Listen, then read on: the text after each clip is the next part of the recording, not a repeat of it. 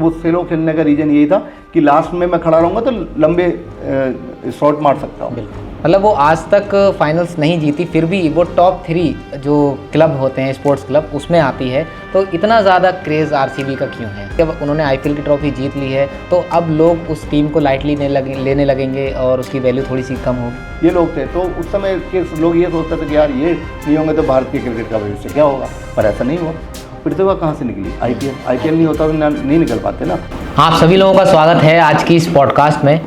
आज की इस पॉडकास्ट में दोबारा हम हैं एक बहुत ही अच्छे क्रिकेट एंथुसियास्ट जिन्हें हम बोलते हैं, जो एक रियल एस्टेट के व्यापारी भी हैं, जिन्होंने 2 महीने पहले हमारी ही पॉडकास्ट पर आईपीएल के बारे में प्रेडिक्शन दी थी कि आरसीबी इस बार 2025 की आईपीएल ट्रॉफी को उठाएगी और आरसीबी को ये कप उठाना चाहिए।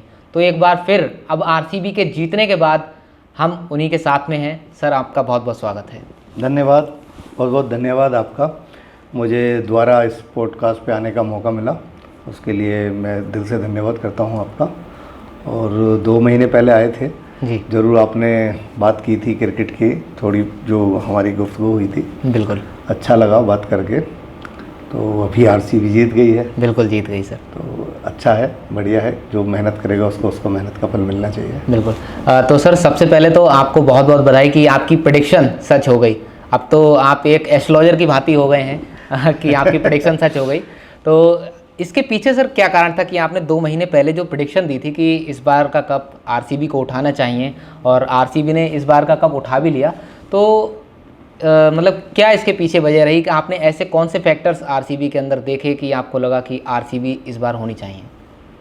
देखिए, मैं कोई भविष्यवाणी करता तो नहीं हूँ जी, पर चूँकि मैं एक संस्था से जुड़ा हूँ जिसमें बीइंग स्पिरिचुअल फाउंडेशन, हमारे गुरुजी हैं श्री धर्मेंद्र कुमार जी, तो वो हमेशा योग और ध्यान की बातें करते हैं। बिल्कुल। तो बातें ही करते हैं नहीं हैं खाली, और योग ध्यान कराते भी हैं।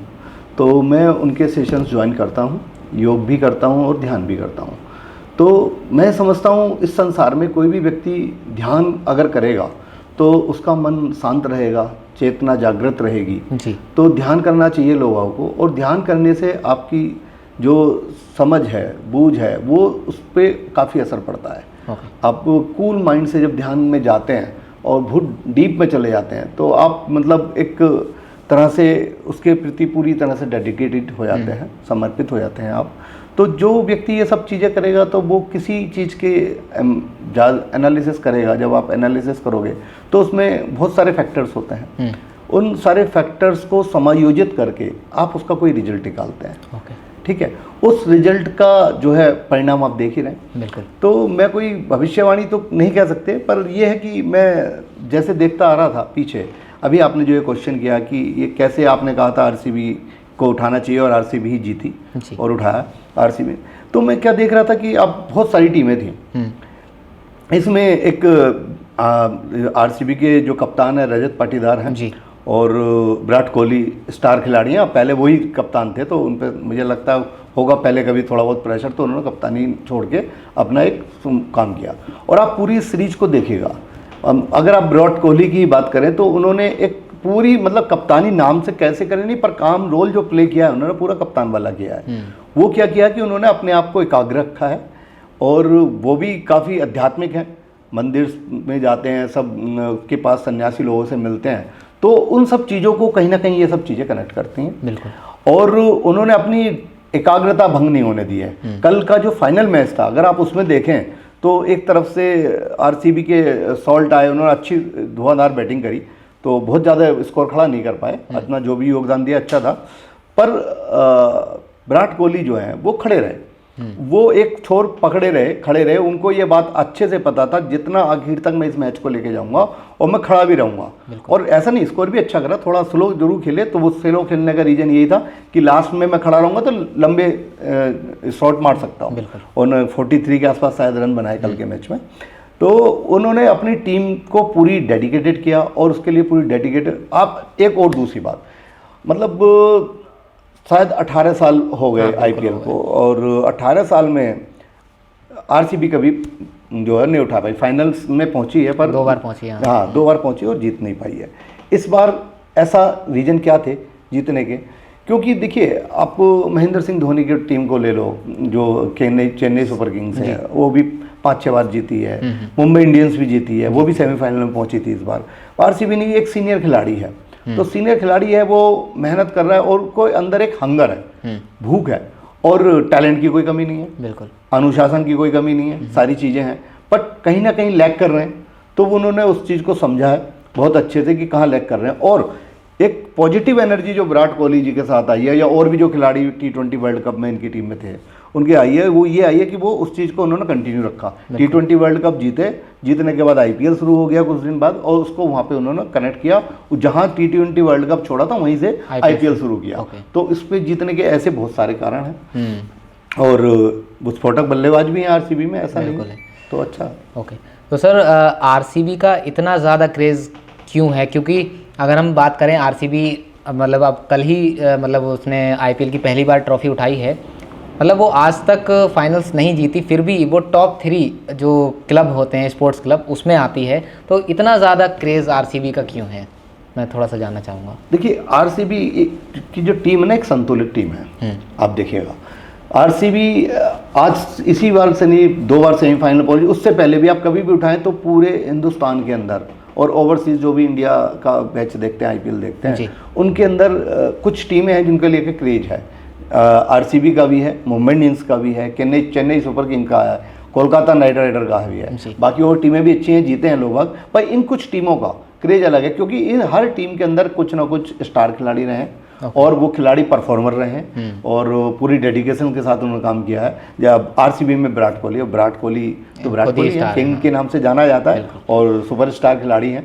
तो अब हर व्यक्ति का, भाई देखो, सबने उठा लिया कप, सबने IPL जीत लिया, भाई यार हमारा एक विराट कोहली भी स्टार खिलाड़ी है, इसको भी IPL कप मिलना चाहिए, और बराबर मेहनत कर रहा है, ये नहीं कि मेहनत नहीं कर रहा है। तो लोग इसलिए पसंद करते हैं, और टीम संतुलित है और पूरी अनुशासनित में काम करती है। और आप उनके बॉलर्स देख लो, आप उनके बैटर्स देख लो, कल सॉल्ट को देख लो, जिस हिसाब से वो बैटिंग कर रहे थे, और क्या नाम है दूसरा, जितेश, वो भी बहुत अच्छा खेलते हैं, कई दफ़ा फंसे मैचों को उन्होंने निकाला है, जहाँ पे हार रहे थे तो जीता के ले गए। तो सारी टीम के खिलाड़ी जो बढ़िया हैं, इसलिए सबकी फेवरेट बनी हुई है, और अब तो बहुत फेवरेट बन जाएगी। बिल्कुल। तो सर आपको ऐसा लगता है कि आरसीबी 18 साल का सपना उन्होंने जब पूरा किया है कि IPL की ट्रॉफ़ी उन्होंने उठाई है, तो ऐसा नहीं लगता कि अब उन्होंने IPL की ट्रॉफ़ी जीत ली है तो अब लोग उस टीम को लाइटली लेने लगेंगे और उसकी वैल्यू थोड़ी सी कम होगी? नहीं, व्यक्तिगत तौर से मैं देखूं तो मुझे ऐसा नहीं लगता, और लोगों को भी ऐसा नहीं लगेगा। IPL जो है चलता रहेगा। अगर आपको ऐसा लगता कि कोई एक बार टीम किसी एक माइलस्टोन पे पहुंच गया तो दोबारा नहीं पहुंच सकता, आप पीछे उदाहरण देखिए ना, मुंबई इंडियंस है कि चेन्नई सुपर किंग्स हैं, इन्होंने 1 बार नहीं, 2 बार नहीं, 3 बार नहीं, 4 बार नहीं, 5 बार नहीं, इन्होंने कप उठाए, IPL जीते। तो वो टीम, भूख जिसकी खत्म हो गई, जीतने की चाह ही खत्म हो जाएगी, तो उसके बारे में तो कोई कुछ नहीं कह सकता। और मैं नहीं समझता हूँ, मान लो अब देखिए, विराट कोहली कल नहीं होंगे, नहीं खेलेंगे, अगर संन्यास भी ले लेते हैं तो भी ऐसा नहीं है। आप यहाँ देखिएगा, पूरा पुराना क्रिकेट का इतिहास देखिएगा, जब हमारे पुराने टाइम में सचिन तेंदुलकर जी खेलते थे, वीरेंद्र सहवाग जी खेलते थे, ठीक है ना, ये सब लोग खेलते, तो लगता था कि यार ये टीम में अगर नहीं होंगे तो भारत के क्रिकेट का क्या होगा, इसके क्रिकेट के भविष्य का क्या होगा भारत के। पर आप देखिए, भारत के अंदर क्रिकेट का इतना जुनून है, इतना जोश है लोगों में, आप कहीं भी किसी भी शहर में चले जाइए, किसी गली में चले जाइए, हर जगह सुबह आप किसी भी स्टेडियम में चले जाइए, क्रिकेट खेलते मिलेंगे लोग। मतलब प्रतिभा, जो भी प्रतिभाएं हैं उनको निखारने का अच्छा प्लेटफॉर्म है IPL, और वो निखार भी रहा है। जो नई नई प्रतिभाएं, अभी आप साई सुदर्शन को ले लीजिएगा, अभी उनका शायद वो इंग्लैंड वाली टीम में टेस्ट मैच में सिलेक्शन हुआ, वो जा रहे हैं। प्रतिभा कहाँ से निकली? IPL नहीं होता तो नहीं निकल पाते ना। तो एक प्लेटफॉर्म है जो बहुत लोग जो है वो दे रहा है, प्रतिभा निखारने का मौका दे रहा है, अपनी अपनी प्रतिभा दिखाने का दे रहा है, और भारत के अंदर ये है। तो ऐसा सोचना, भाई पहले कपिल देव थे, ठीक है, सुनील गावस्कर थे, रवि शास्त्री थे, ये लोग थे, तो उस समय के लोग ये सोचते थे कि यार ये नहीं होंगे तो भारत के क्रिकेट का भविष्य क्या होगा, पर ऐसा नहीं हुआ। सौरव गांगुली आए, अजरुद्दीन आए, आपके सचिन तेंदुलकर आए, वीरेंद्र सहवाग आए, ठीक है ना, बहुत सारे लोग आए, और उन्होंने अपने अपने लेवल पे नए नए माइलस्टोन खड़े करे। अच्छा विदेशों में जीतना सिखाया सौरव गांगुली ने, ठीक है। विस्फोटक बल्लेबाज रहे वीरेंद्र सहवाग, तो हम जब देखते तो हमें लगता था यार ये नहीं होंगे तो फिर कौन आएगा टीम में, पर देखिए ऐसा नहीं बना। उसके बाद रोहित शर्मा आए, विराट कोहली आए, ऐसे ऐसे खिलाड़ी आए, तो उन्होंने एक नए आयाम दिए भारतीय क्रिकेट कंट्रोल को। तो ऐसा नहीं है, जब अभी रोहित शर्मा ने संन्यास ले लिया वनडे से, विराट कोहली जी ने भी ले लिया, तो और नए लोग आएंगे। अभी हमारे पास शुभम गिल आ गए हैं, तो ये प्रतिभाओं को तराशने का प्रोसेस चलता रहेगा। भारतीय क्रिकेट का भविष्य सुनहरा रहेगा, भारतीय क्रिकेट अपनी छाप छोड़ता रहेगा पूरी दुनिया में। सर, जो टीम्स हैं एमआई और सीएसके, जो बहुत बार ट्रॉफीज़ उठा चुकी हैं और बहुत ही ब्रिलियंट टीम्स हैं, ऐसा क्या फैक्टर रहा, फाइनल तो चलिए नहीं जीत पाई, ऐसा क्या फैक्टर रहा कि उन्होंने इस बार अच्छा परफॉर्मेंस भी नहीं दिया? तो क्या ऐसे फैक्टर रहे कि एमआई और सीएसके ने उतना अच्छा परफॉर्म नहीं किया? देखिए, किसी भी टीम के जीतने के पीछे सबसे बड़ी होती है टीम स्पिरिट।